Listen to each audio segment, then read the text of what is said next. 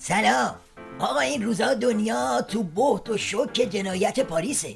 یعنی سراغ هر کی بری یه فحشی، یه لعنتی، چیزی نثار این امریشای آخوندا میکنه. حالا تو چنین بلبله‌ای بیایید یه نگاهی هم به قارقار و عرعر آخوندا بندازیم که فقط و فقط از گلوی همین تروریستای عمامه‌دار در میان. این نتیجه اقدامات کورکورانه و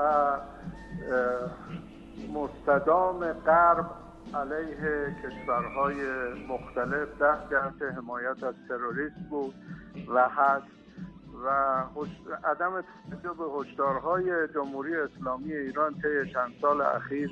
بفرمایید، همه دنیا دارن این جنایت رو محکوم میکنن، بعد آخوندا بشکن میزنن که خوبتون شد، حقتون بود.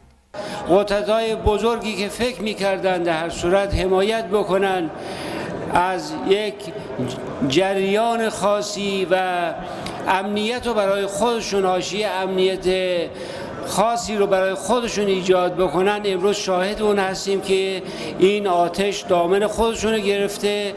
دوستان میدونی چیه؟ راستش من وقتی این سوت و دستک زدنهای آخوندا رو دیدم، از شما چه پنهون یه هوا مشکوک شدم. یعنی شادیشون همچی غیر عادیه. بعد که بازم سرچ زدم و ورق پاره های حکومتی رو بالا پایین کردم، چیزای بیشتری دستگیرم شد. جمهوری فرانسوی ها طعم تلخ حمایت از تروریسم را چشیدند. کیهان سگ هار داعش پاچه صاحبانش را گرفت. وطن امروز غرب سرانجام دستپخت خود در سوریه را چشید. بفرمایید شام. آقا جان کلام اینه که داستان این دادار و دودورا یه چیزی تو مایه های همون سوت زدن تو تاریکیه. یعنی با این بشکن زدن های حال به هم زن میخوان ترسشون رو پنون کنن. چه ترسی؟ از زبون کارشناسای کله پوک خودشون بشنوید.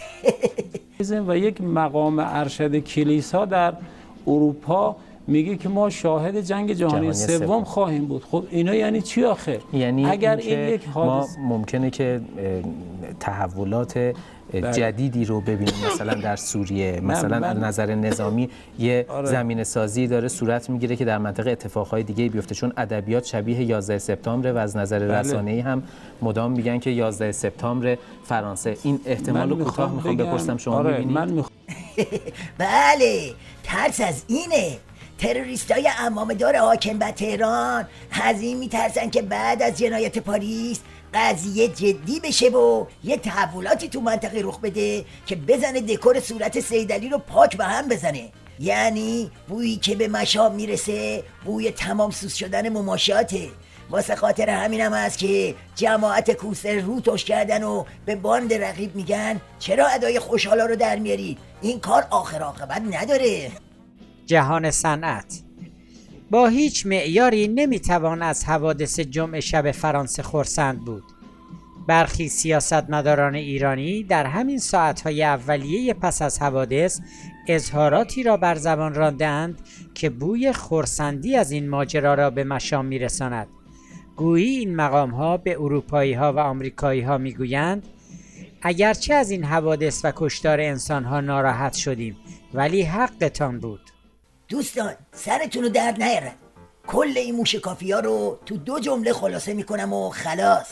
آقا این ماجرای پاریس 2 تا نتیجه عظما ترسون داشت. یکی این که به مصیبت های منطقه‌ای ولایت که از خیلی وقت پیش شروع شده شتاب داد. دومی که مصیبت های جهانی رو هم رو عمامه آخوندا آوار کرد.